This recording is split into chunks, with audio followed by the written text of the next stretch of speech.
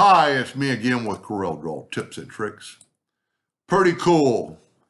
I'm pretty sure the variable outline tool started in 2024. So if you don't have it, I'm sorry. If you do, this is pretty cool.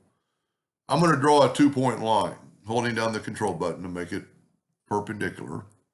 Now I'm going to grab my variable line, what is it called? I don't use it very much. Variable outline tool. Click on that right there and then pull it down.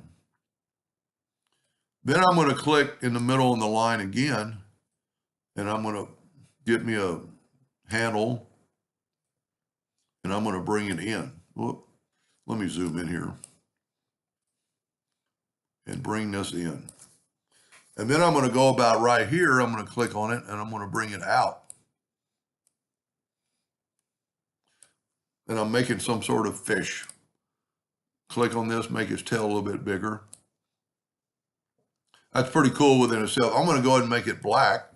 I'm right-clicking because it's a line. But now, underneath all these lines, you have dotted lines and dashed lines.